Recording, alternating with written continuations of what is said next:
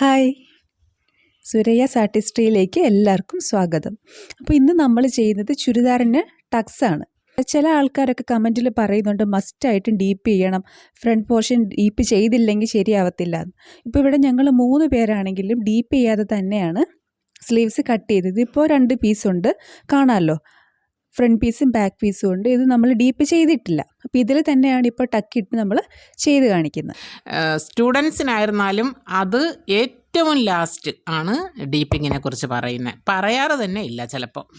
ഇപ്പം കണ്ടോ, ഇതൊന്നും ഞങ്ങൾക്ക് യാതൊരു വിധത്തിലുള്ള ചുളിവുകളോ പ്ലീറ്റ്സുകളോ ഒന്നും വരില്ല. വളരെ നല്ല ഷേപ്പിൽ കട്ട് ചെയ്തു, നല്ല മെഷർമെൻറ്റും ആണെങ്കിൽ നമുക്ക് ഒരിക്കലും ഡീപ്പിംഗ് ചെയ്യേണ്ട ആവശ്യം വരില്ല.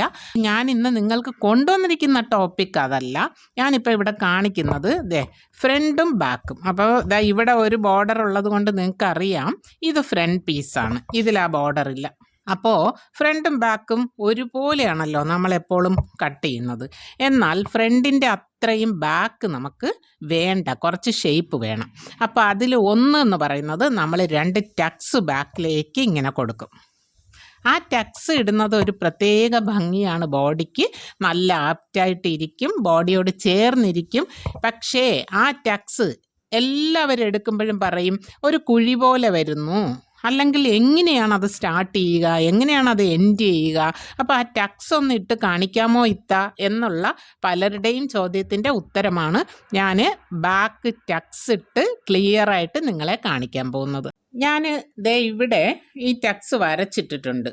അപ്പോൾ ഇതാണ് എൻ്റെ സെൻറ്റർ ഫോൾഡ്. സെൻറ്റർ ഫോൾഡിൽ നിന്നും നിങ്ങൾക്ക് വണ്ണം അനുസരിച്ച് 3 മുതൽ 4 വരെ എടുത്തു കൊടുക്കുക. ഞാനിപ്പോൾ ഇവിടെ എടുത്തിരിക്കുന്നത് 3.25 എടുത്തിരിക്കുന്നത്. നിങ്ങൾക്ക് 3 ഭയങ്കര ലീനാണെങ്കിൽ 3 കൊടുക്കാം, മീഡിയം ആൾക്കാരാണെങ്കിൽ 3.5 കൊടുക്കുക, അല്ലെങ്കിൽ 3.25 കൊടുക്കാം, വണ്ണം ഉള്ള ആളാണെങ്കിൽ 4 കൊടുക്കാം. അങ്ങനെ അതാണ് അതിൻ്റെ ഒരു മെഷർമെൻറ്റ്. അപ്പോൾ 2 വശത്തും സെൻറ്ററിൽ നിന്ന് എത്രയാണ്, 4 ആണെങ്കിൽ 4, 3 ആണെങ്കിൽ 3, അങ്ങനെ എടുത്തു കൊടുക്കുക. ഞാനിവിടെ 3.25 എടുത്തിരിക്കുന്നത്. മുകളിൽ നിന്നും താഴേക്ക് ഞാൻ എടുത്തിരിക്കുന്നത് 10.5 കണ്ടോ. അപ്പം നിങ്ങൾക്ക് 10-ൽ തുടങ്ങാം, 10.5-ൽ തുടങ്ങാം, 11-ൽ തുടങ്ങാം, നല്ല ഹൈറ്റ് ആണെങ്കിൽ 11-ൽ തുടങ്ങാം. അപ്പോൾ 10, 10.5, 11-ൽ നിങ്ങൾക്ക് തുടങ്ങാം. അത് തിരികെ ഇങ്ങോട്ട് അതിൻ്റെ നീളം വരുമ്പോൾ 18, 18.5, 19 കൊടുക്കാം കേട്ടോ. അങ്ങനെ അളവുകൾ നിങ്ങളുടെ ഇഷ്ടത്തിന്, ഹൈറ്റിനനുസരിച്ച് 1/2 ഇഞ്ചോ 1 ഇഞ്ചോ ഒക്കെ കുറയ്ക്കുകയോ കൂട്ടുകയോ ചെയ്യാം. അത് വലിയ വിഷയമുള്ള കാര്യമല്ല. അപ്പം അങ്ങനെയാണ് ഞാൻ ആ വര ഇവിടെ വരച്ചു വെച്ചിരിക്കുന്നത്. അപ്പോൾ അതേ കണ്ടോ, ഇവിടെയാണ് അതിൻ്റെ ക്ലോസിങ് ഏരിയ, ഇവിടെയാണ് സ്റ്റാർട്ടിങ് വരുന്നത്. വേണ്ട, അപ്പോൾ 2 വശത്തും ഞാനത് അടയാളപ്പെടുത്തി വെച്ചിട്ടുണ്ട്. എങ്ങനെയാണ് ടക്സ് ഒന്ന് വരയ്ക്കുന്നതെന്ന് നോക്കാം. ഞാനൊന്നും വരയ്ക്കാറില്ല, പക്ഷെ ബിഗിനേഴ്സിനോടൊക്കെ എപ്പോഴും വരച്ച് ചെയ്യാനാണ് പറയുന്നത്. അപ്പോൾ അതിന് ഈ വരയിൽ നിന്നും ആ വരയുടെ ഒരു സെൻറ്റർ നോക്കിക്കൊള്ളുക, ഇത്ര വരയുടെ. എന്നിട്ട് അതിൻ്റെ സെൻറ്ററിലേക്ക് ഒരു 1/2 ഇഞ്ചിൽ ഒരു പോയിൻ്റ് കൊടുക്കുക. അതേ കണ്ടോ, കാണാതിരിക്കും, അതിനാണ് ഞാൻ പെൻസിൽ എടുത്തിരിക്കുന്നത്. കണ്ടോ, ഇനി ഇതാണ് എൻ്റെ സ്റ്റാർട്ടിങ് ഏരിയ. അവിടെ നിന്ന് ആ വരയിൽ നിന്ന് തന്നെ തുടങ്ങി ഈ അരയെ ലക്ഷ്യമാക്കിയിട്ട് വരച്ചു കൊടുക്കുക. അടുത്തത് ഇവിടെ നിന്നും അതുപോലെ തന്നെ ഈ വരയിൽ നിന്നാണ് തുടങ്ങേണ്ടത്. ഇത് ഇവിടെ നിന്നൊന്നും അല്ല തുടങ്ങേണ്ടത്, ഈ വരയിൽ നിന്നാണ് തുടങ്ങേണ്ടത്. ഇങ്ങനെ വി പോലെ ഇങ്ങനെ വന്ന് ഇതുപോലെ തന്നെ ആ ഒരു അരയിലേക്ക് ലക്ഷ്യമാക്കി വരച്ചു കൊടുക്കുക. ഇതിങ്ങനെ വരച്ചു എന്ന് പറഞ്ഞും കാര്യമില്ല, ഇത് സ്റ്റിച്ച് ചെയ്യുന്നതിലും കാര്യമുണ്ട്. കുഴിഞ്ഞു വരാതിരിക്കണമെങ്കിൽ സ്റ്റിച്ച് ചെയ്യുമ്പോഴും ശ്രദ്ധിക്കണം. അതുപോലെ തന്നെ ഇവിടെയും 1/2 ഇഞ്ച് ഇപ്പുറത്തും അതുപോലെ തന്നെ സെൻറ്ററിൽ കൊണ്ടുവന്നിട്ട് 1/2 ആക്കി കൊടുക്കുക. തിരിച്ച് ആ വരയിൽ നിന്ന് തുടങ്ങി ഇതിനെ എയിം ചെയ്ത് വന്നാൽ കണ്ടോ,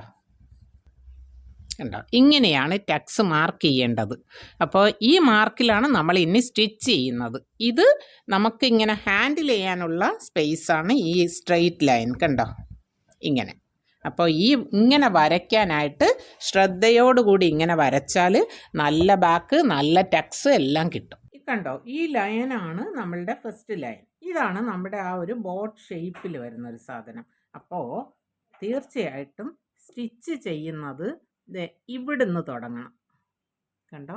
അതായത് ഈ ലൈനിലല്ല, ഈ ലൈനിൻ്റെ ഒരു പോയിന്റ് മുകളിൽ നിന്ന് വേണം സ്റ്റിച്ചിങ് വരാൻ. അതുപോലെ കഴിയുമ്പോഴും ഈ ലൈനിൻ്റെ ഒരു പോയിന്റ് താഴെ വന്ന് വേണം നിൽക്കാൻ. അതുപോലെ പ്രധാനമാണ് സ്റ്റിച്ചിൻ്റെ ഒരു ലെങ്ത് ഒക്കെ നിങ്ങൾ കുറച്ചിട്ട് കൊടുക്കൂ. എത്രയെന്നൊന്നും ഞാൻ പറയുന്നില്ല, അതൊക്കെ നിങ്ങളുടെ ഇഷ്ടത്തിന്. ഏറ്റവും വലിയ സ്റ്റിച്ചൊന്നും ഇടാതെ കുറച്ചൊരു മീഡിയം സ്റ്റിച്ച് ഇട്ടാലും നല്ല രീതിയിൽ കിട്ടും. കണ്ടോ ഈ ലൈൻ? ഞാൻ പറഞ്ഞു ഈ ലൈനിൻ്റെ മുകളിൽ ഒരു പോയിന്റ് മുകളിൽ. പക്ഷെ നീഡിൽ ഫസ്റ്റ് നിൽക്കേണ്ടത് ഈ ഒരു പ്ലാറ്റ്ഫോമിലാണ്, അല്ലാതെ തുണിയിലല്ല. വേണ്ടോ? വര ഇതാണ്, വരയുടെ ഒരു പോയിന്റ് മുകളിലാണ് നീഡിൽ നിൽക്കുന്നത്. അതുപോലെ തന്നെ ഈ നീഡിൽ ഇപ്പോൾ പോകുന്നത് ഈ സ്റ്റീൽ പ്ലാറ്റ്ഫോമിലേക്കാണ്. തുണിയിലേക്കല്ല. കണ്ടോ? തുണിയുടെ അടുത്ത്. എന്നിട്ട് വേണം തുടങ്ങാനുള്ളത്. പിന്നെ പ്രധാനമായിട്ട് ശ്രദ്ധിക്കേണ്ടത് ടക്സിന് നോട്ട് ഇടാൻ പാടില്ല. നോട്ട്സ് ഇട്ടാൽ, അതായത് കെട്ടിട്ടാൽ ഇവിടെ ചുളുങ്ങിപ്പോകും, ഒരു ചുളിവ് വരും. അപ്പോൾ തുടക്കവും ഒടുക്കവും നോട്ട്സ് ഇല്ലാത്ത ഒരു സംഗതിയാണ് ടക്സ്. അപ്പോൾ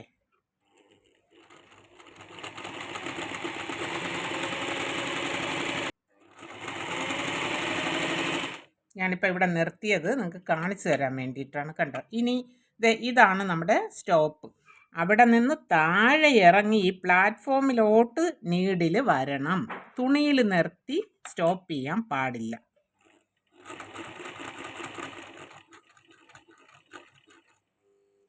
കണ്ടോ?